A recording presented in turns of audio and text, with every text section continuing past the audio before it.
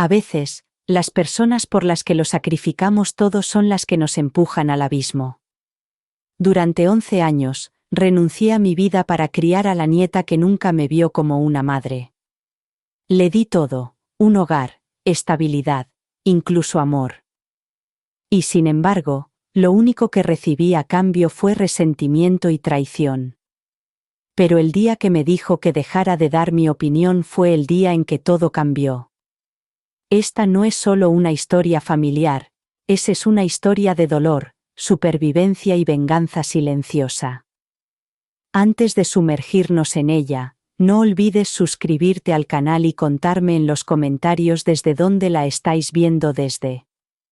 Dicen que el duelo tiene etapas, pero nadie te dice cuánto dura cada una. Para mí, el shock nunca terminó realmente, permaneció como una niebla, especialmente en las mañanas frías, de esas en las que la casa se siente demasiado tranquila. Esa mañana era exactamente así. Hace 11 años, estaba sentada en la cocina bebiendo café quemado de mi taza favorita cuando recibí la llamada que cambiaría mi vida para siempre. Mi hija Claire había fallecido en un accidente de coche, una de esas tragedias sin sentido de las que lees y piensas que nosotros, pero sucedió. Claire siempre había sido salvaje, impredecible, el tipo de mujer que perseguía la libertad incluso cuando tenía una hija en casa. Tenía 27 años, y todavía estaba descubriendo quién era, pero yo la quería con locura. Dejó atrás a su hija Laura, mi nieta, que solo tenía 9 años en ese momento. Recuerdo que ese día fui a recoger a Laura al colegio. Sus pequeños dedos se aferraban a mi abrigo, pero sus ojos estaban secos. No lloraba, no preguntaba por qué su madre iba a volver. Ese silencio me atormentaba más que cualquier grito. Desde ese momento, volví a ser madre, quisiera Laura o no, y la verdad es que ella no quería. Me toleraba, esa es la mejor palabra para describirlo. Le preparaba el desayuno, le preparaba el almuerzo, le pagaba la terapia cuando la escuela lo recomendaba, asistía a todas las reuniones de padres y maestros, a todos los recitales de Navidad, la arropaba y la escuchaba cuando tenía pesadillas. Aún así, se aseguraba de recordármelo, especialmente durante la adolescencia. No eres mi madre. Cada vez que lo decía, una parte de mí se rompía, pero yo sonreía, guardaba esos pedazos y seguía adelante, porque eso es lo que hacen las madres, sean reales o no. Cuando cumplió 16 años, la rebelión empeoró, empezó a faltar al colegio, a mentir sobre dónde iba, a salir con chicos mucho mayores que ella. Intenté poner límites, pero todos mis intentos se topaban con portazos y veneno en su voz. Aún así, me quedé. Cuando se quedó embarazada a los 19 años, fui yo quien le cogió la mano en la clínica. El padre, un camarero llamado Chris, desapareció en cuanto ella se lo dijo. Lloró durante una semana. No le dije, te lo dije, solo le traje té, la abracé cuando me dejó y le dije que lo resolveríamos, y así fue. Me convertí en madre otra vez, esta vez de James. Ese niño se convirtió en mi luz en un mundo que se sentía tan oscuro. Su risa resonaba por los pasillos de una casa que antes estaba llena de tensión. Por un tiempo creí que tal vez, solo tal vez, Laura cambiaría, que encontraría la fuerza en la maternidad. Me equivoqué. Mientras James crecía, Laura se alejaba más y más. No podía mantener un trabajo, nunca duraba más de unas semanas en ningún puesto. Camarera, recepcionista, peluquera de perros. Tenía excusas para cada fracaso. Su jefe era tóxico, el horario era injusto, le dolía la espalda. Mientras tanto, yo pagaba las facturas, usaba lo que me quedaba de mis ahorros para la jubilación para pagar la escuela privada de James, cocinaba, limpiaba, lavaba la ropa cuando Laura traía a casa a desconocidos, hombres que se quedaban a dormir y dejaban latas de cerveza en el porche o cosas peores. No decía nada, Me tragaba mi malestar porque agitar las aguas solo empeoraría la tormenta, pero incluso las tormentas tienen un punto de ruptura. Una tarde fui a recoger a James al colegio y descubrí que había pegado a otro alumno. No era el primer incidente. El director sugirió terapia, dijo que podría estar reaccionando a la inestabilidad en casa. Se me encogió el corazón, sabía lo que eso significaba. Esa noche senté a Laura e intenté hablarle con delicadeza. Le dije que James estaba mostrando signos de angustia, que algo tenía que cambiar.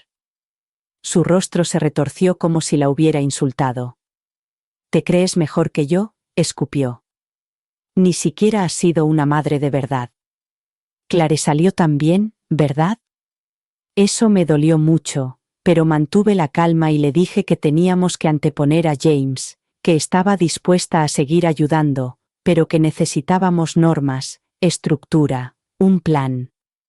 Entonces me dijo: deja de dar tu opinión, tú no me vas a decir cómo criar a mi hijo. Por un momento, todo mi ser se paralizó, no porque me sorprendieran sus palabras, sino porque me di cuenta de que las decía en serio. Me levanté lentamente, grité, no tiré ningún plato ni lloré, simplemente dije: está bien. Ella se rió. Está bien. Asentí con la cabeza. No diré ni una palabra más sobre cómo has criado a James, pero a partir de ahora se acabó financiar tu estilo de vida. La matrícula del colegio se acaba. Tienes 3 meses para encontrar un trabajo, un lugar donde vivir y prepararte para mantener a tu hijo. Me miró como si le hubiera dado una bofetada. Nunca la había visto tan atónita. ¿Hablas en serio?, se burló. Muy en serio, respondí, y subí las escaleras sin decir nada más. Esa noche me acosté en la cama mirando al techo. Acababa de trazar una línea que debería haber trazado años atrás. No estaba enfadada, había terminado. Hay una diferencia. Sabía que los próximos 3 meses serían duros, pero también sabía, por primera vez en más de una década, que no iba a dejar que me pisotearan. Lo que no sabía era que esa decisión desencadenaría la traición más devastadora de mi vida. Esperaba resistencia, pero no una negación así. A la mañana siguiente, Laura actuó como si nada hubiera pasado. Se sirvió café, se puso a mirar el móvil y apenas me dirigió la palabra. Me senté al otro lado de la mesa en silencio, esperando alguna señal de que había entendido lo que dicho la noche anterior, pero nunca llegó. Pasaron 3 días, luego una semana, sin solicitudes de trabajo, sin cambios. Ella seguía durmiendo hasta el mediodía, dejaba los platos sucios en el fregadero y pasaba horas al teléfono con ese chico nuevo, Brandon. Aún no lo había conocido, pero había oído suficiente. Su voz era suave, un poco demasiado educada, como si estuviera fingiendo amabilidad en lugar de sentirla. Laura se iluminaba cuando hablaba con él y eso me aterrorizaba. James, por su parte, parecía más irritable de lo habitual. Se enfadaba cuando le pedían que hiciera los deberes y ponía los ojos en blanco cuando le hablaban. Encontré un dibujo suyo escondido debajo del sofá, un boceto tosco de un niño solo en una habitación llorando. Lo miré durante mucho tiempo. Sabía lo que se sentía al estar así de aislado, lo había vivido durante la mayor parte de mi vida adulta. Al final de la segunda semana, le recordé a Laura con delicadeza que el tiempo se estaba acabando. Le dije que estaba trabajando en ello. Ella murmuró sin levantar la vista del teléfono. ¿Has solicitado trabajo en algún sitio?, le pregunté. Me lanzó una mirada como si la hubiera insultado. ¿Por qué siempre estás encima de mí? Te he dicho que vas a encontrar algo, solo te quedan 10 semanas, Laura. Se levantó de un tirón. Dios, eres un controlador. No respondí, no tenía sentido. Cada palabra que decía se convertía en un arma contra mí, así que empecé a alejarme, no solo económicamente, sino también emocionalmente. Cancelé los pagos automáticos de la escuela de James, dejé de pagar la factura del teléfono de Laura, dejé de comprarle aperitivos especiales en la tienda. Pequeñas cosas, pero simbólicas. Las consecuencias no tardaron en llegar. «Has cancelado mi móvil», chilló una semana después. ¿En serio? Te dije que ya no iba a financiar tu estilo de vida. ¿Cómo esperas que encuentre trabajo sin teléfono? Te daré una prepago solo para las entrevistas, usa el número de la casa. Ella se marchó enfadada y dio un portazo tan fuerte que un marco se cayó de la pared. Esa noche la oí llorar en su habitación durante un segundo. Mi corazón se ablandó, casi fui a verla, casi, pero no lo hice porque James se merecía algo mejor y yo también, porque James se merecía algo mejor y yo también. Brandon empezó a venir poco después. Era alto, bien arreglado, siempre llevaba camisa abotonada, incluso los fines de semana, demasiado pulido, demasiado cuidadoso. Me llamaba señorita Edith, lo que parecía más una actuación que un gesto de respeto. Sus ojos eran fríos, pero su sonrisa nunca fallaba. «Por fin te conozco», dijo estrechándome la mano con demasiada fuerza. «Loris me ha hablado mucho de usted». Asentí con la cabeza, observándolo de cerca. Igualmente, susurraban en los rincones cuando creían que no los oía. James se cerraba en banda cada vez que Brandon estaba cerca, encogido. Una noche los oí discutir en la entrada. La voz de Brandon era baja y dura. Laura temblaba.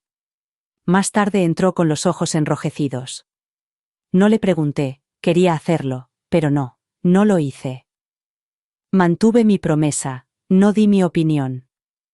Aún así, empecé a cerrar con llave la puerta de mi habitación por la noche.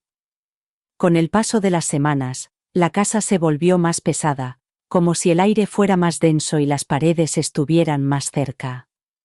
Laura no buscaba trabajo, no lo intentaba, estaba esperando a que yo cediera, convencida de que lo haría, como siempre, pero no lo hice. En cambio, encontré la paz en pequeñas rutinas. Llevaba a James al parque, limpiaba el ático, empecé a escribir de nuevo, pequeños ensayos, entradas en mi diario, fragmentos de poemas que había tocado desde que Claire murió. Por primera vez en años, no solo estaba sobreviviendo, estaba recuperándome. Entonces, cuando solo quedaban 3 semanas, Laura cambió, se levantaba temprano, limpiaba la cocina, hacía tortitas, de verdad, no de las congeladas, incluso se disculpó por estar distante y me preguntó si podíamos hablar más. Sé que he estado fatal, dijo una mañana con los ojos vidriosos, pero quiero arreglar las cosas, quiero ser mejor por James, por ti. No me lo creí del todo, pero quería creerla. Al día siguiente, se sentó a mi lado en el sofá y sacó su teléfono. El primo de Brandon tiene un pequeño bed and breakfast en México. Dijo que podíamos irnos allí unos días, solo nosotros dos, sin estrés ni presiones. Pensé que quizá podríamos hacer un viaje para aclarar las cosas. Parpadeé atónito. Un viaje, sí, solo nosotros dos, como para empezar de cero. Quiero que veas lo seria que soy sobre cambiar todo en mí. Grité para decir que no, pero había algo en su voz, quizá culpa, quizá desesperación, que me retorció el pecho. Acepté con vacilación. Le dije que lo pensaría esa noche.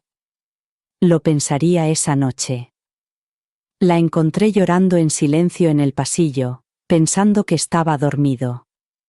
Era la primera vez en años que veía un atisbo de la niña que una vez crié, la que solía dormir con una luz nocturna y me pedía que le leyera Good Night Moon 3 veces seguidas. Por un momento, me permití creer que podríamos encontrar el camino de vuelta. Simplemente no sabía, todavía no, que el viaje un reinicio, sino una trampa. Los días previos al viaje fueron inusualmente tranquilos. Laura estaba diferente, se levantaba temprano para preparar el desayuno antes de que yo bajara, ayudaba a James con los deberes, me preguntaba por mi día e incluso doblaba la ropa sin que se lo pidiera.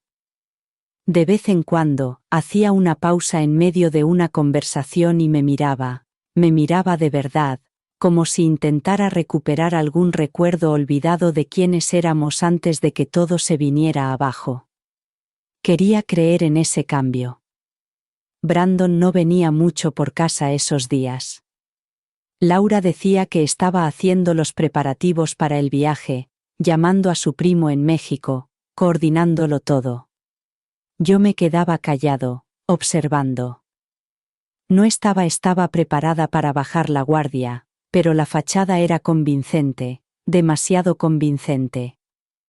La mañana en que se suponía que debíamos partir, Laura parecía nerviosa, revisó 2 veces nuestros pasaportes, volvió a hacer la maleta 2 veces, y me preguntó si me encontraba bien, como si estuviera pisando huevos, pero sonriendo. En el aeropuerto, Brandon estaba esperando para despedirnos. Abrazó a Laura más tiempo de lo necesario, y le susurró algo al oído que la hizo asentir rápidamente con los ojos muy abiertos. Luego se volvió hacia mí y me dijo: «Que lo pases muy bien, señorita Edith, te lo mereces». Algo en la forma en que lo dijo me inquietó. No dormí mucho en el vuelo, mi cuerpo nunca se relajó del todo, y, cuando aterrizamos, sentí un dolor que no podía definir, algo entre el temor y el instinto. La llamada Posada no era lo que esperaba, era tranquilo, escondido tras altos muros de estuco con una verja de hierro, el tipo de lugar que parecía tranquilo desde fuera, pero demasiado silencioso, demasiado vacío. El personal nos recibió en español y en un inglés entrecortado, con sonrisas demasiado forzadas. Intenté sacudirme la incomodidad y me dije a mí misma que estaba siendo paranoica, que mi pasado me había hecho sospechar de cualquier cosa que pareciera pacífica. Laura seguía sonriendo. Nos dijeron: «Aquí pueden relajarse, desconectar, sin estrés». No se equivocaba sobre lo de desconectar. Nos quitaron los teléfonos, algo sobre la cobertura limitada y el protocolo de seguridad. Dudé, pero Laura me aseguró que ella lo había pedido para no tener la tentación de mirar el correo electrónico o distraernos. Algo no me cuadraba. Más tarde, esa noche, pedí salir a dar un paseo para estirar las piernas. Dijeron que no, por mi seguridad. El hombre de la recepción lo dijo con una sonrisa que no le llegaban a los ojos. Laura no le dio importancia, solo eran las normas. Probablemente la abuela, la delincuencia local o algo así. Al segundo día, me pidieron que asistiera a una consulta de bienestar. Supuse que era parte de la experiencia del retiro. Cuando llegué, la mujer que estaba detrás del mostrador sacó un expediente con mi nombre. Esa fue la primera señal de alarma. La carpeta contenía mi certificado de nacimiento, registros médicos que no reconocía y un formulario firmado, supuestamente por mí, en el que solicitaba el ingreso voluntario para recibir atención psicológica. Lo miré con el corazón latiendo con fuerza. «Esto no es mío», dije con voz fría. La mujer me miró imperturbable. «Has estado bajo estrés. A veces son comunes los lapsos de memoria». Me levanté tratando de irme, pero la puerta ya estaba cerrada con llave. Esa noche me trasladaron a otra habitación más pequeña, con barrotes en la ventana y una enfermera fuera de la puerta. Volví a ver a Laura. Los días siguientes se confundieron entre sí. Me drogaban, no mucho, pero lo suficiente para mantenerme desorientada. Aprendí a tragar agua, pero escondía las pastillas en la comisura de la boca. Fingía estar aturdida y cooperar. Sonreía cuando me miraban y me callaba cuando me hacían preguntas, pero por dentro gritaba.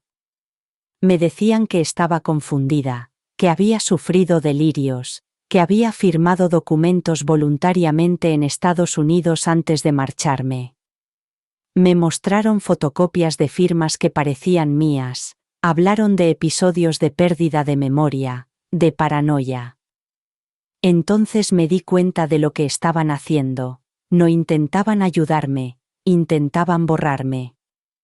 En casa tenía bienes, una casa, fondos de jubilación, una pequeña cuenta de inversión que Claire había dejado a mi nombre cuando falleció, y se podía acceder a todo ello mediante un poder notarial si me declaraban mentalmente incapacitado. Todo lo que necesitaban era el papeleo adecuado y mi firma, y yo lo sabía. Sabía que Laura y Brandon estaban detrás de todo eso. Darme cuenta de eso rompió algo dentro de mí, pero no de la forma que ellos querían, me encendió.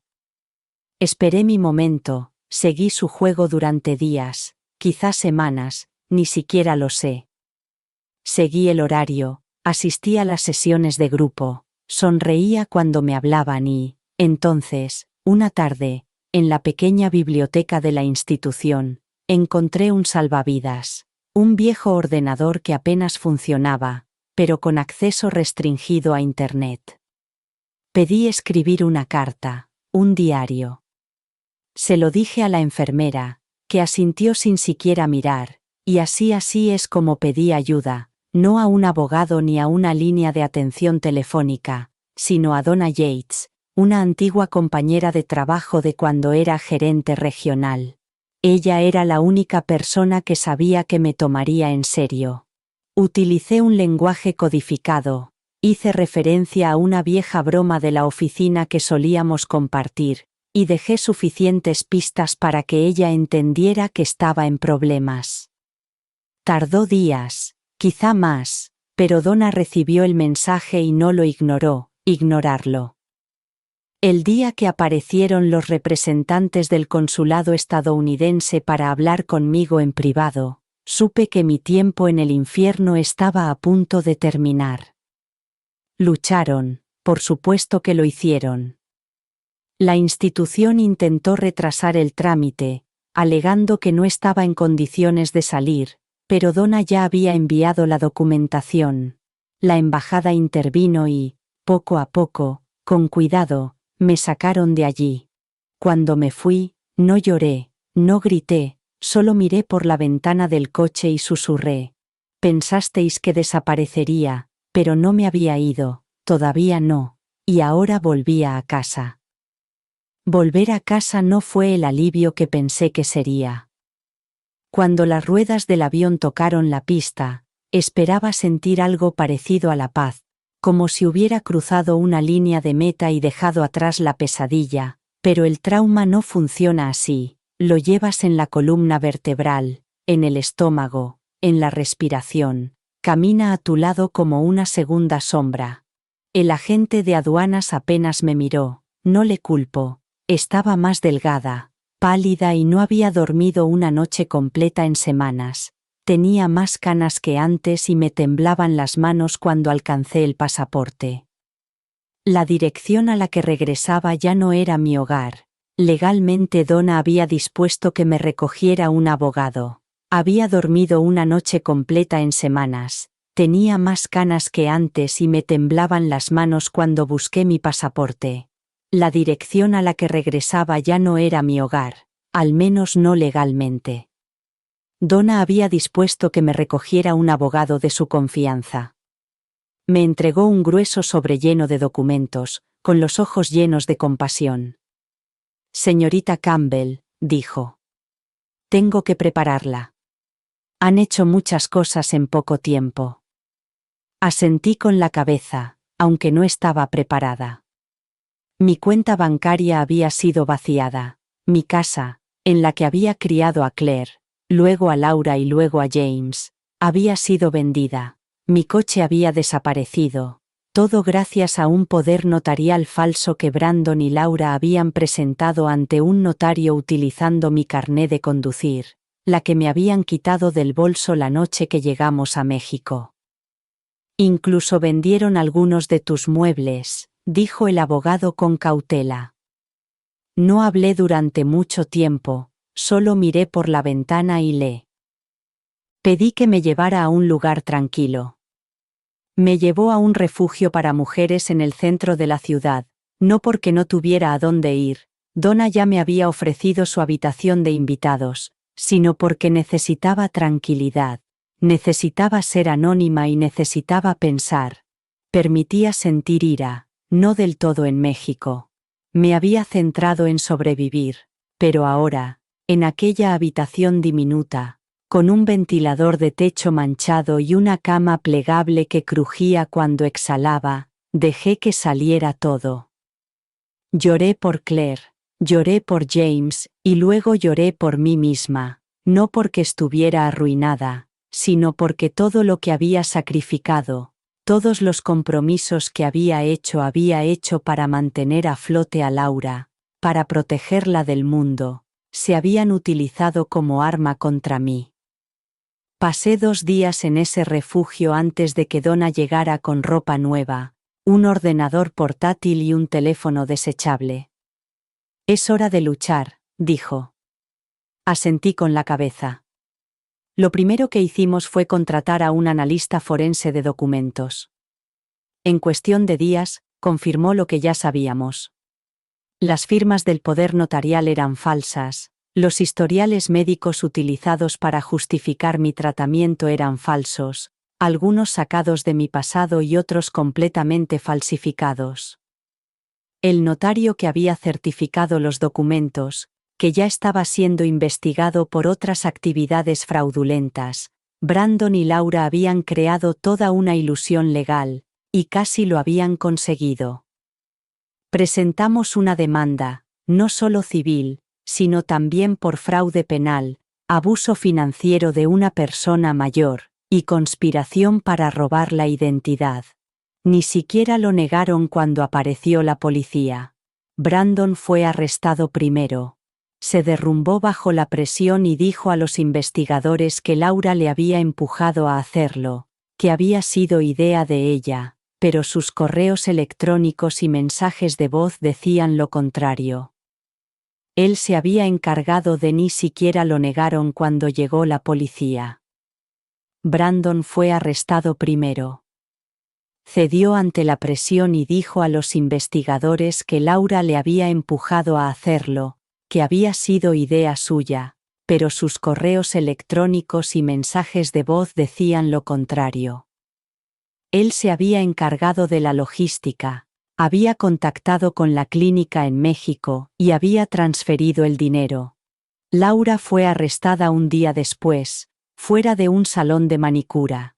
Cuando el agente le leyó sus derechos, no lloró, solo parecía molesta, como si fuera yo quien la había traicionado.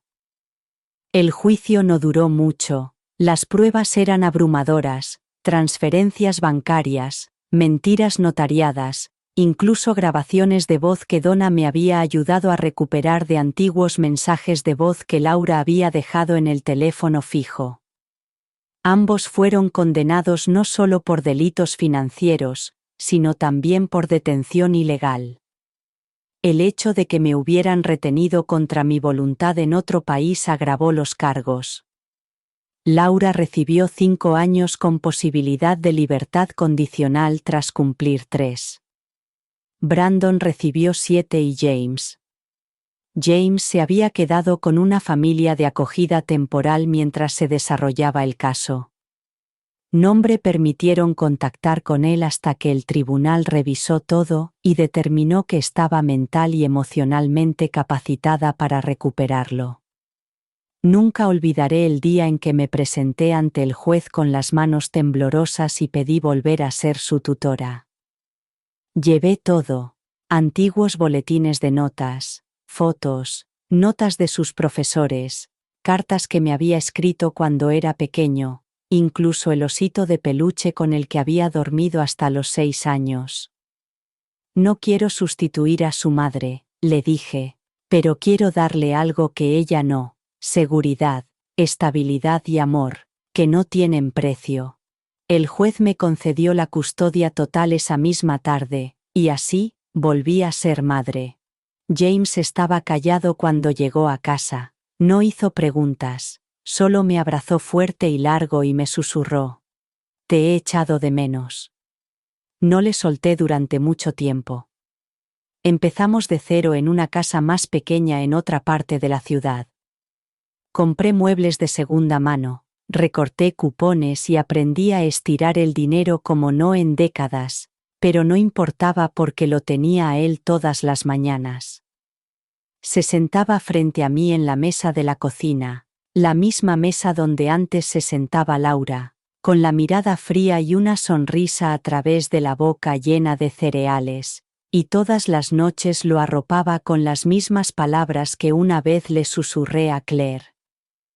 «Estoy aquí, te protejo, estás a salvo», pero la seguridad que yo conocía ahora no provenía de cerraduras ni sistemas de alarma, provenía de la verdad, de elegir la paz por encima del miedo, de no dejar nunca que nadie te convenciera de que el amor debe costar tu dignidad, y yo estaba empezando a recuperar la mía. La casa a la que nos mudamos no era gran cosa, una casa de alquiler de una sola planta con el estuco agrietado y un buzón torcido, pero era nuestra, o al menos era mía y de James, y después de todo lo que habíamos pasado, eso lo era todo. Había un limonero en el patio trasero que me recordaba a mi infancia en California. La primera semana, James y yo cogimos unos cuantos y preparamos limonada casera. Estaba demasiado ácida, pero a él le encantó, decía que sabía a sol. Recuerdo que me reí de verdad, por primera vez en lo que me parecieron años. Aún así, no relajarme, observaba todo, cada comportamiento, cada reacción. James también había pasado por un trauma, más de lo que podía entender a su edad. Una noche lo encontré de pie en el pasillo, con los ojos muy abiertos, sosteniendo la manta con la que dormía cuando era pequeño. Cuando le pregunté qué pasaba, me susurró: «¿Va a volver Brandon?». Me arrodillé, lo abracé y le dije: «No, se ha ido, nadie va a hacernos daño nunca más». Él asintió, pero decir nada.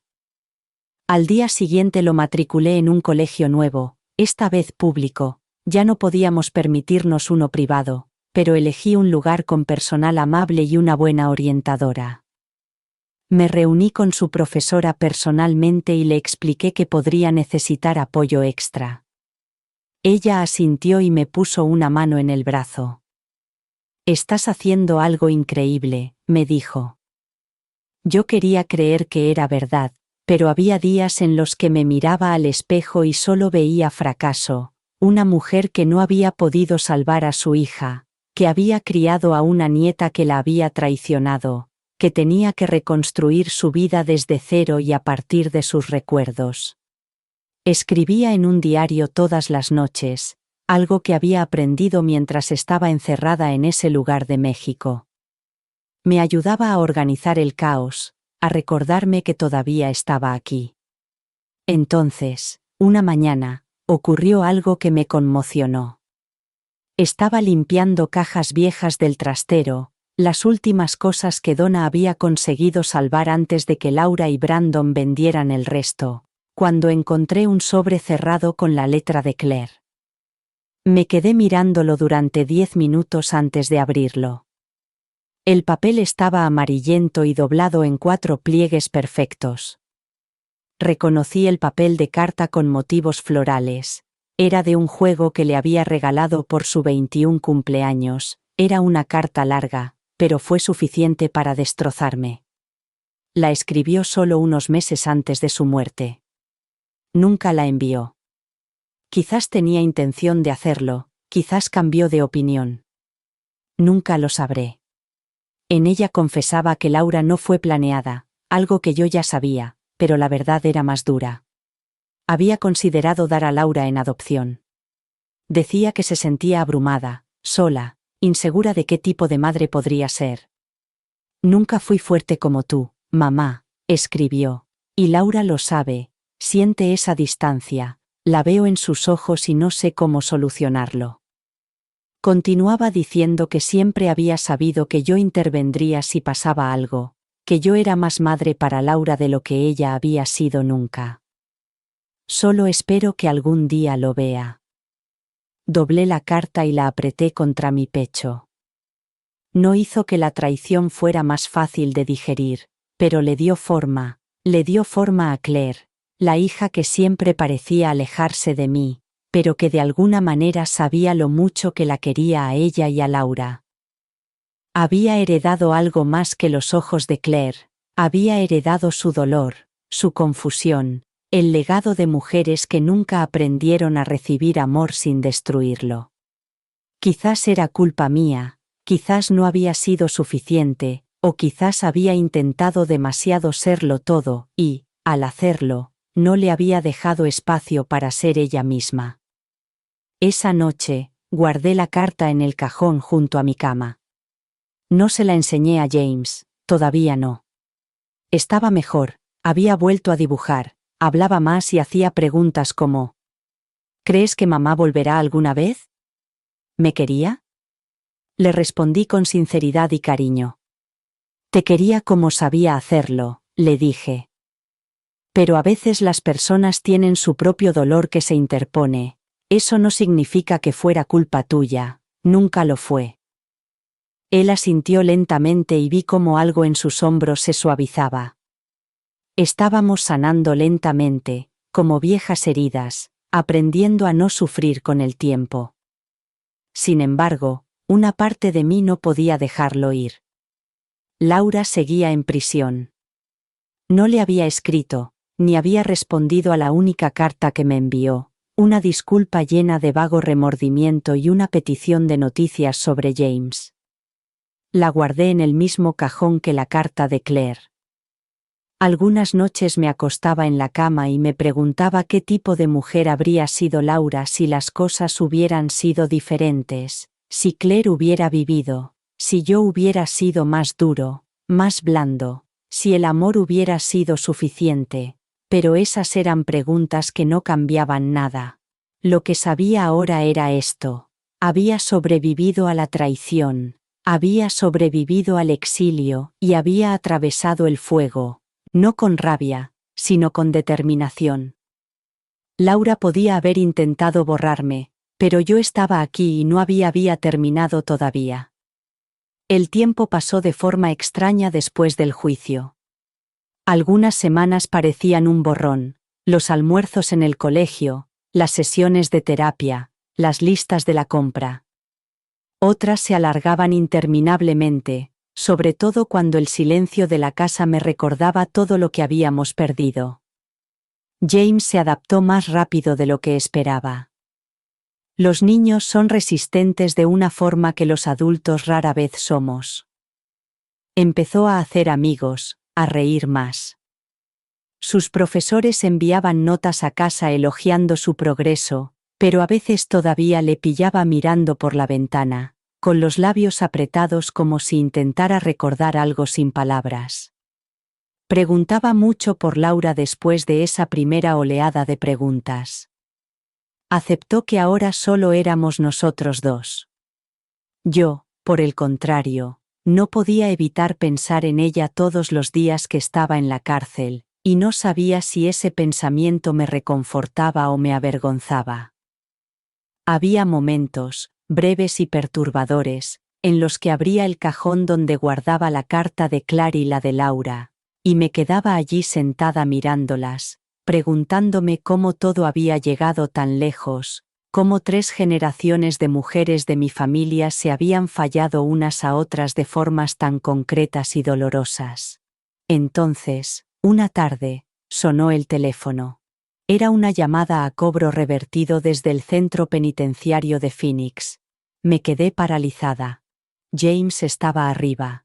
Me quedé mirando el auricular hasta que la operadora repitió: ¿acepta la llamada? Dije: sí. La voz de Laura se quebró en cuanto dijo: abuela.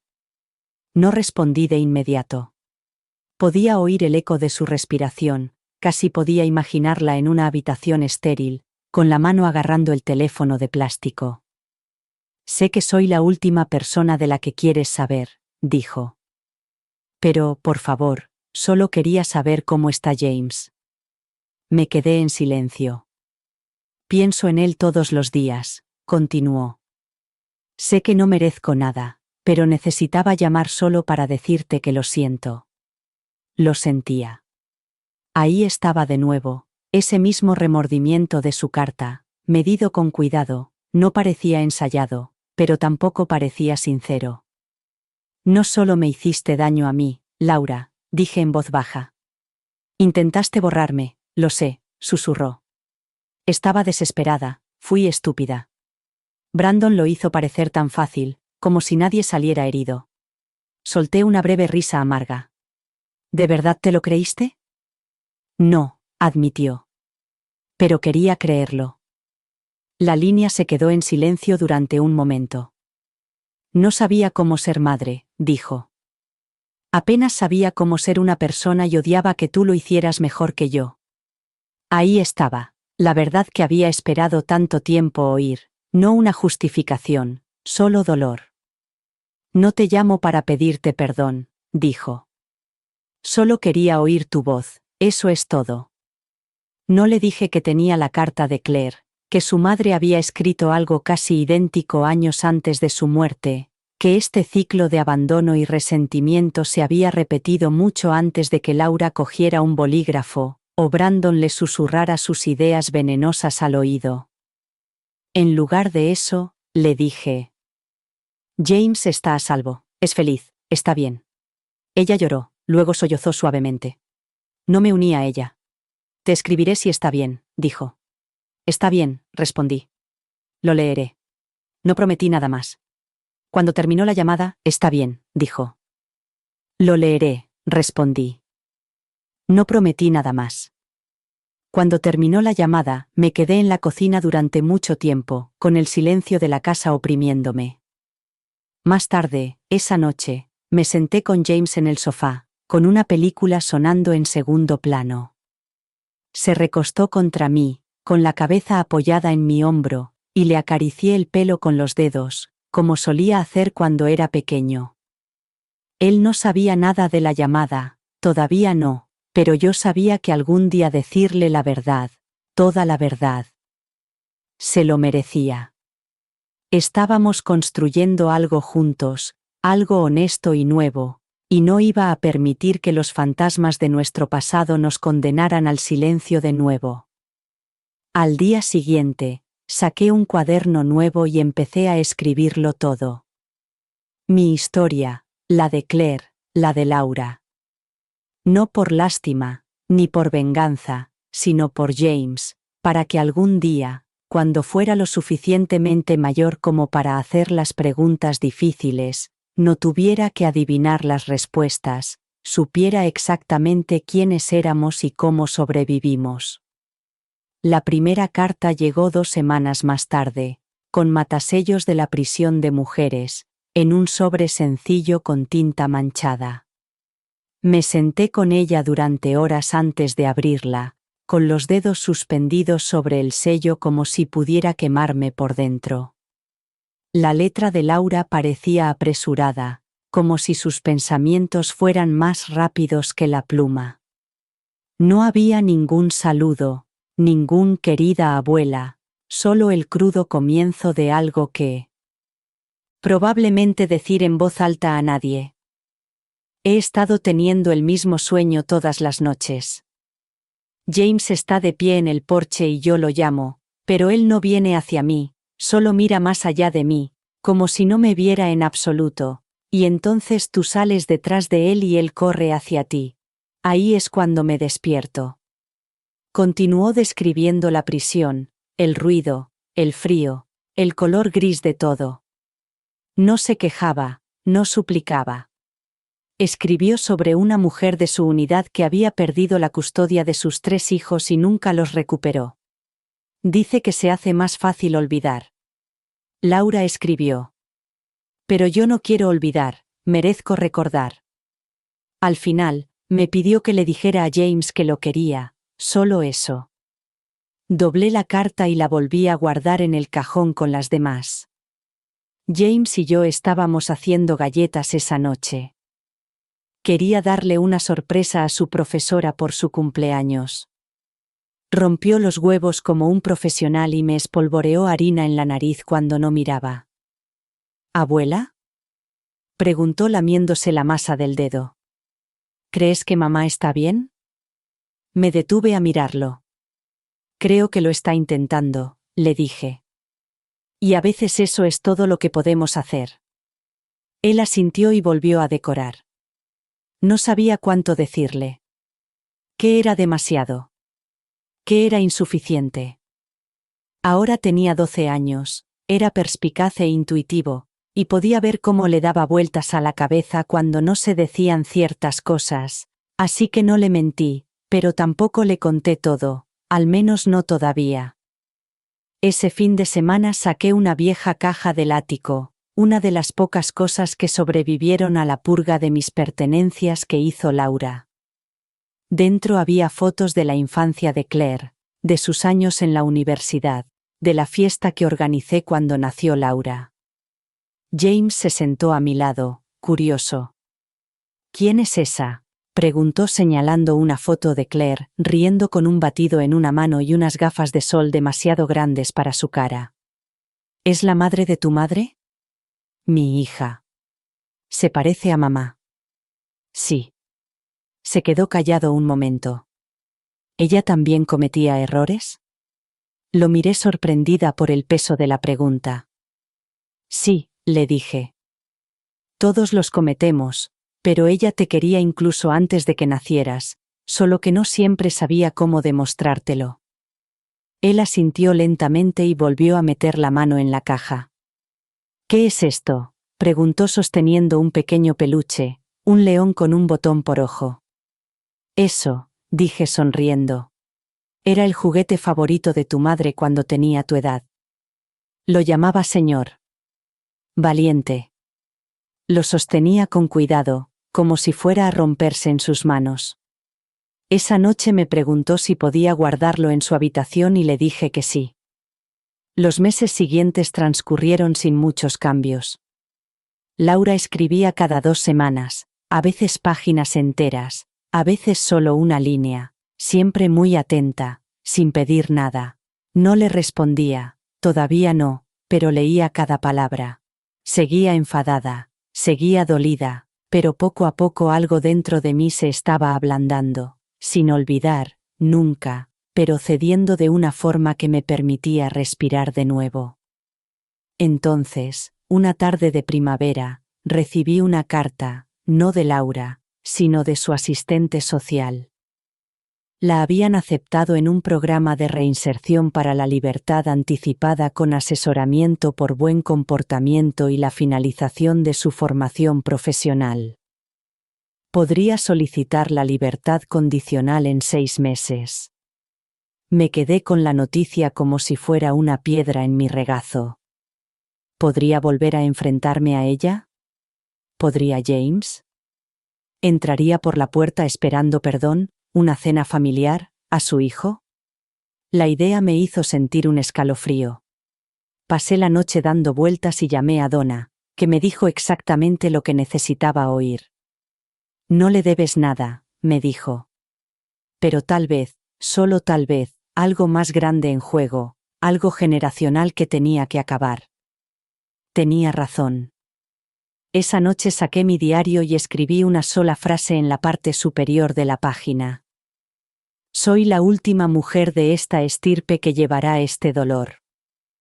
Y entonces empecé a escribir la carta más difícil de mi vida a Laura, no para reconciliarnos, ni para hacer las paces, sino para establecer las condiciones, los límites y, tal vez, solo tal vez, el comienzo de algo nuevo. No dormí la noche que envié la carta. Era larga, solo 3 páginas escritas a mano. La primera era la verdad, mi verdad, sin edulcorar. Le dije a Laura lo profundamente que me había herido, que su traición no era solo económica, sino emocional, ancestral. Había arrastrado el peso del silencio generacional de nuestra familia a una oscuridad completamente nueva y lo había hecho con los ojos bien abiertos. La segunda página era historia.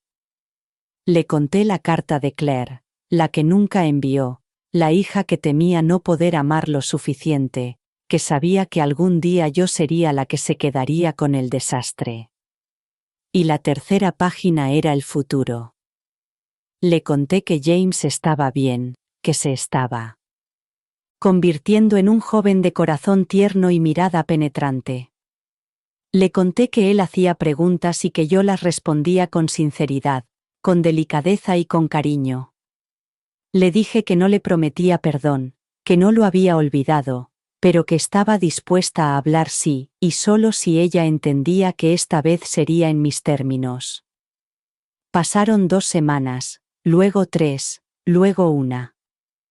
Un martes por la mañana, mientras James estaba en la escuela y yo doblaba la ropa, prometía perdón, que no había olvidado, pero que estaba dispuesta a hablar sí, y solo si ella entendía que esta vez sería en mis términos.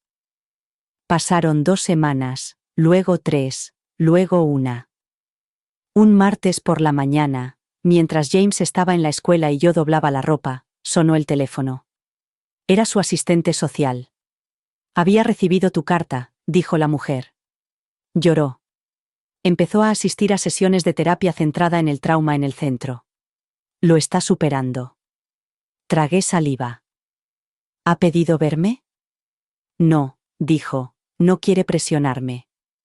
Está esperando por ti, eso me dejó helada, porque por primera vez en años Laura no estaba exigiendo nada, no estaba manipulando ni suplicando, estaba esperando. Y eso era nuevo. Durante los meses siguientes intercambiamos cartas, quería presionar, que estaba esperando por mí. Eso me dejó helada, porque por primera vez en años Laura no estaba exigiendo nada, no estaba manipulando ni suplicando, estaba esperando, y eso era nuevo. Durante los meses siguientes intercambiamos cartas con cuidado, con cautela, sin declaraciones de amor ni avances repentinos, pero con honestidad. Había recuerdos, a veces compartidos, a veces corregidos, a veces lamentados. Me habló de su compañera de celda, una mujer que le había enseñado a tejer.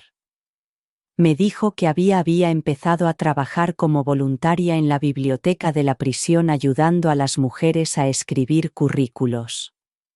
Me dijo que había leído la carta de Claire 10 veces y que la guardaba en su Biblia. Le hablé del proyecto artístico de James, en el que pintaba un árbol genealógico, y le pregunté si debía incluirla. Le dije que sí, porque, hiciera lo que hiciera hubieras hecho, seguías siendo su madre. Y entonces, un día, llegó la llamada. Edith, la asistente social, dijo que a Laura le habían concedido la libertad anticipada. Sentí que el aire se me escapaba de los pulmones. Podrá optar al programa de reinserción en 6 semanas. Vivirá en un alojamiento temporal, le buscarán trabajo y recibirá asesoramiento semanal.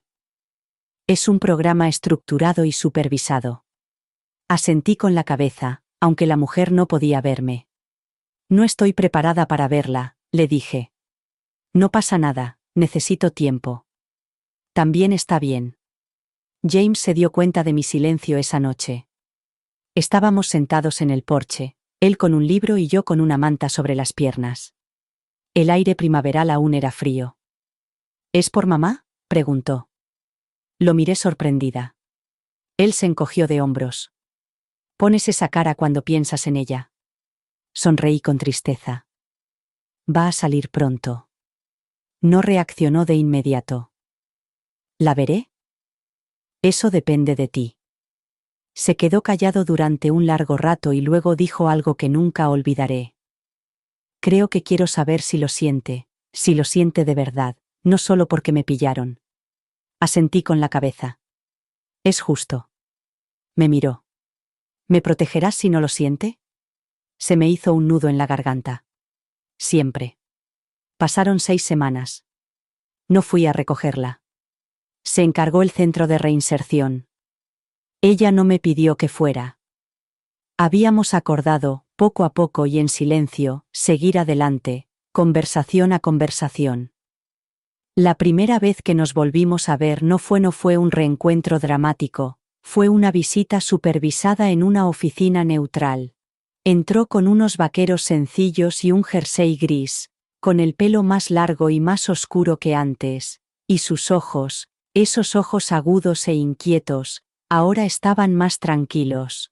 No intentó abrazarme, solo se sentó frente a mí y dijo: «Gracias por darme esta oportunidad». La miré, a esa mujer madura que había sido una adolescente gritona, luego una madre distante y luego una extraña, y le dije: «No lo hice por ti». Ella asintió con la cabeza. «Sé que lo hiciste por James». Y, por primera vez, creí que lo decía en serio. Nos vimos 2 veces más durante el mes siguiente y hablamos de límites, de expectativas, de tiempo. Ella no presionó, no suplicó. Luego me preguntó si James estaría dispuesto a verla. Le dije que se lo preguntaría cuando se lo comentara. Él se lo pensó durante unos días, no se precipitó, y cuando finalmente dijo que sí, supe que era algo que había decidido por su cuenta. Quedamos en el mismo lugar neutral. Laura llegó temprano, parecía nerviosa. James entró con los hombros tensos y las manos jugueteando en los bolsillos. Ella se levantó al verlo, pero no se movió. «Hola», dijo con la voz entrecortada. «Hola», con el rostro impenetrable. «Lo siento», susurró ella. Él asintió y sacó algo de la mochila, un dibujo que había hecho. Era un árbol igual que el de su proyecto del colegio, pero esta vez tenía raíces profundas, enredadas y desordenadas, y 3 figuras de pie en la base, un niño, una mujer y otra mujer un poco apartada, pero allí. James señaló: «Eres tú», dijo. No era perfecto, pero seguía siendo parte de ella.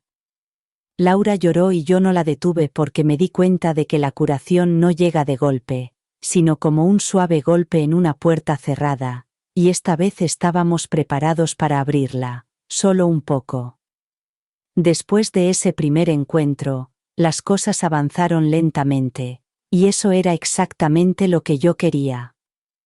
Laura se quedó en el programa de alojamiento temporal, trabajaba a tiempo parcial en una librería comunitaria, y asistía a las sesiones de terapia que le habían prescrito. Pidió ver a James de nuevo de inmediato, no intentó ir a verlo, ni siquiera le envió regalos, y, por primera vez en su vida, respetó los límites. De vez en cuando escribía una breve carta a James, nunca más de unas pocas líneas. Nunca utilizaba la palabra «mamá». Las firmaba simplemente como Laura. Le hablaba de los libros que estaba leyendo, de las nuevas habilidades que estaba aprendiendo, de lo orgullosa que estaba de su arte. James leía todas y cada una de ellas, a veces en voz alta, a veces en silencio. Las doblaba con cuidado y las guardaba en una pequeña caja de hojalata debajo de su cama. Una tarde llegó a casa del colegio con una escultura de arcilla que había hecho. Había hecho una pieza abstracta que parecía un cuenco roto. «Se supone que representa el perdón», dijo, como si algo roto pudiera seguir siendo útil. Me quedé mirando la forma, las frágiles líneas que atravesaban la arcilla. Él mismo la había pegado con pintura dorada que trazaba las cicatrices. Sentí que se me hacía un nudo en la garganta. Ese niño, mi niño, tenía más sabiduría que la mayoría de los hombres adultos que había conocido en mi vida. Después de eso, no hablamos mucho de Laura, al menos no en detalle. Él no preguntó, y yo no ofrecí más detalles. Creo que ambos sabíamos que algunas cosas era mejor tratarlas poco a poco, no todas a la vez. Pero unos meses más tarde, justo antes de cumplir 13 años, me hizo una pregunta que me pilló desprevenido. «¿Podemos invitarla solo para tomar un pastel?». No respondí de inmediato. Mi instinto era decir que no, para protegerlo, para protegerme, pero lo miré a los ojos, abiertos y firmes, y supe que no se trataba de ella, sino de él, que él lo necesitaba, así que dije que sí. Llamé a Laura yo misma y le dije que la invitación era limitada, 1 hora, solo nosotros 3 en nuestra casa, sin sorpresas, sin regalos, sin discursos. Ella aceptó sin dudarlo. Llegó temprano, de pie al borde de la entrada, sin nada más que un pequeño cuaderno en la mano. Parecía más pequeña de lo que recordaba, o tal vez yo me había vuelto más fuerte. James le abrió la puerta, no abrazó, pero sonrió y eso fue suficiente. Nos sentamos alrededor de la mesa de la cocina comiendo pastel de caja con demasiado glaseado. James le contó sobre la escuela, sobre el equipo de fútbol en el que quería probar. Ella escuchó como si fuera la conversación más importante del mundo. Cuando se cumplió la hora, se puso de pie y me dio las gracias, no solo por el pastel, no solo por la visita, sino por todo. Asentí, sin estar preparada para decir más que eso. Se volvió hacia James y le entregó el cuaderno. Esto es para cuando estés listo, dijo. No es un diario, solo son historias, recuerdos. Escribí cosas que quería que supieras cuando estuvieras listo. James lo cogió y lo guardó bajo el brazo como si fuera algo sagrado, y luego se marchó. Sin dramas, sin lágrimas de última hora, solo una distancia respetuosa y silenciosa. Después de que se fuera, observé a James hojear las primeras páginas. No dijo nada, solo se quedó sentado con el cuaderno durante un rato. Más tarde, esa noche, lo encontré en su habitación dibujando. Levantó la vista hacia mí y dijo: «Creo que realmente lo está intentando». Me senté a su lado y le acaricié el pelo. «Yo también lo creo, pero sigo sin querer que viva aquí. Eso no va a pasar». «Bien», dijo, volviendo a su dibujo. Esa noche me acosté con un extraño dolor en el pecho. No era dolor, era otra cosa, algo que se parecía a una liberación por primera vez en años.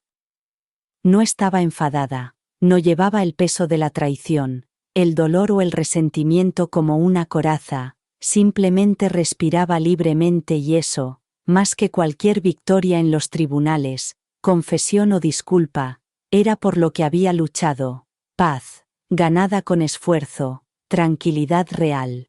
El verano llegó como un respiro profundo después de años conteniéndolo. Los días eran más largos, la luz entraba antes en la cocina y me encontraba abriendo más las cortinas para dejar que el calor entrara en los rincones que antes estaban en la sombra. James creció ese verano, no solo en centímetros, sino en presencia. Su voz se hizo un poco más grave. Empezó a escribir sus propias historias, a veces tontas, a veces sorprendentes por su profundidad. Un día me entregó una hoja de papel doblada y me dijo: «Es ficción, más o menos. Es sobre un niño que vive con su abuela después de que su madre desapareciera. En la historia, la madre no vuelve, no físicamente, pero el niño recuerda su sonrisa, la perdona en un sueño y se despierta con los hombros más ligeros». Lloré en el lavadero para que no vio que Laura seguía con su programa y seguía trabajando en la librería. Intercambiábamos cartas, quizá una al mes. James me respondía por su cuenta. Nunca leí lo que escribía, era su espacio, su ritmo. Un sábado, mientras limpiaba el garaje, encontré una caja vieja que había olvidado, una de las pocas que Laura no había vendido. Dentro había ropa de bebé, viejos formularios de impuestos, algunas joyas de Claire y una pila de sobres sin abrir marcados como confidenciales. Reconocí la dirección del remitente al instante: el hospital donde murió Claire. Me desplomé en el suelo y abrí el primero con dedos temblorosos. No eran registros médicos, era una carta fechada 6 semanas antes del accidente. Me temblaba la mano mientras leía la primera línea. Querida mamá, si estás leyendo esto, algo salió mal antes de que pudiera decírtelo yo misma. Era la letra de Claire, un poco apresurada y desordenada, escrita en el reverso de una hoja del hospital. Ya sabía que había estado muy enferma, fatiga crónica, mareos inexplicables, pero lo que no sabía, lo que nadie me había dicho, era que había estado pasando por pruebas sola. No quería que me preocupara, típico de Claire. La carta estaba llena de confesiones, no solo médicas, sino también emocionales. Criar a Laura rompió algo en mí que ni siquiera sabía que se podía romper. Ella venía de un lugar de mi vida del que nunca había hablado, de un hombre al que ya ni siquiera conozco. No era amor, era desesperación y culpa. Sentí que el suelo se inclinaba bajo mis pies. Tú interviniste cuando yo no pude y nunca te di las gracias, pero te observé, vi cómo la querías de una forma que yo no sabía y odiaba no poder hacerlo, pero también sentí alivio porque al menos alguien podía. Terminó con algo sencillo. Si no lo consigo y ella llega a ser madre, por favor, ayúdala, aunque no lo quiera, aunque te rechace, porque no sabe cómo aceptar el amor, pero tú sí, y quizá eso sea suficiente. No lo quiera, aunque te rechace, ella no sabe cómo aceptar el amor, pero tú sí, y quizá eso sea suficiente. Leí la carta 3 veces, luego la doblé, la apreté contra mi pecho, y lloré en ese garaje polvoriento hasta que el cielo se tiñó de naranja. Durante años pensé que había fallado a Claire, que no había hecho lo suficiente, que la había querido demasiado o quizá no lo suficiente, pero esto era ella tendiéndome la mano a través del tiempo para pedirme un último favor y yo lo había hecho, torpemente, dolorosamente, con rabia, pero lo había hecho, había salvado a Laura, no por la fuerza, ni rescatándola, sino manteniéndome firme incluso cuando eso casi me destroza. Esa noche le enseñé la carta a James. La leyó en silencio, y luego me miró y dijo. Estaba asustada. Sí, dije, era igual que... Mamá, asentí.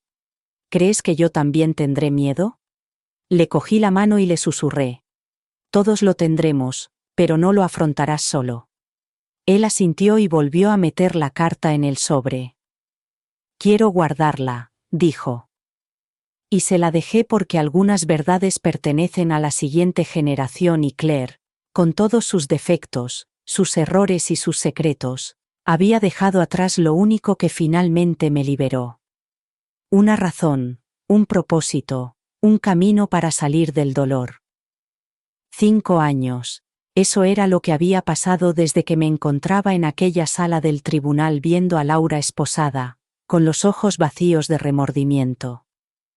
Ahora estaba de pie en mi porche, sin esposas, sin guardias, solo ella, más mayor, más suave, con una bolsa de papel en la mano y con cara de no sabía si llamar o darse la vuelta y desaparecer.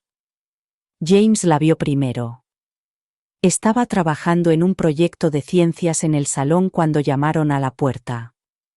Fui a abrir esperando un paquete, quizá un vecino, y allí estaba ella, con el pelo recogido, un jersey gris ceñido a su delgado cuerpo y los ojos llenos de algo que no sabía definir. Hola, dijo. No la invité a entrar, no de inmediato. Salí y cerré la puerta suavemente detrás de mí. No estaba segura de si debía venir, dijo. Pero quería intentarlo. Estudié su rostro. Había nuevas arrugas, tensión alrededor de los ojos, pero también algo que no había visto antes, humildad, no del tipo que suplica, sino del tipo que espera. ¿Qué había en la bolsa?, le pregunté. Me la ofreció. Magdalenas de limón. Recordé el árbol que solías tener. Pensé que quizá cogí la bolsa no por amabilidad, sino porque me parecía una prueba y necesitaba ver si podía volver a sostener algo suyo sin romperlo. Nos quedamos en silencio un momento. Dentro dije por fin. Ya no es un niño pequeño, lo sé, susurró. He guardado todas las cartas, todas las fotos del colegio, asentí, sin saber qué más decir. No había guión para este momento, ni hoja de ruta. ¿Quieres pasar?, le pregunté. Ella se quedó atónita. Me aparté lentamente, con cuidado, y ella siguió mis pasos, vacilante, como si estuviera entrando en terreno sagrado. James no corrió hacia ella, no lloró ni se quedó paralizado. Se quedó quieto y la miró directamente a los ojos. Hola mamá, dijo. Ella tragó saliva. Hola cariño. Ya no soy un bebé, lo sé, dijo ella. Y estoy orgullosa de en quién te has convertido. Se quedaron allí, sin tocarse, simplemente mirándose. Tengo mucho que decir, susurró ella. Lo sé, respondió él. Estoy listo para escuchar, pero quizá aún no esté listo para perdonarlo todo. No tienes que hacerlo, dijo ella. Nunca tienes que hacerlo. Y en ese momento supe que algo había cambiado. Nos sentamos juntos a la mesa, la misma en la que se había roto tanto. Esta vez no había expectativas, ni ruegos, solo una cautelosa conexión humana. Durante los siguientes meses, dimos pasos lentos, cenas una vez a la semana, cartas que intercambiábamos con más libertad, conversaciones sobre libros, películas, recuerdos. Ella hablaba más abiertamente sobre la cárcel, sobre la terapia, sobre las mujeres que había conocido allí, muchas con historias como la suya, muchas que nunca salieron. Tuve suerte, dijo una vez mientras tomábamos un café. No, respondí, te querían. Entonces es diferente. Una tarde, mientras doblaba la ropa, me pidió si podía ver la carta de Claire. No respondí de inmediato, pero más tarde, esa noche, la saqué con cuidado, desdoblé los bordes gastados por años de releerla. Ella la sostuvo como si fuera algo sagrado, sus manos temblaban mientras la leía y luego lloró, el tipo de llanto que viene desde lo más profundo, el llanto de alguien que finalmente se ve a sí misma y a todos los que la precedieron con claridad. Ella lo sabía, susurró Laura, sabía lo que yo me había convertido. No, le dije, ella sabía que estaba sufriendo y me pidió que te ayudara. Laura me miró con los ojos llenos de vergüenza. ¿Por qué lo hiciste después de todo? Me recosté en la silla y respiré, porque decidí que el dolor se acababa conmigo. Dije nada después de eso, solo asentí con la cabeza mientras me secaba los ojos. El fin de semana siguiente, James trajo a casa un nuevo proyecto, un ensayo sobre la historia de nuestra familia. Nos pidió si podía entrevistarnos a los dos.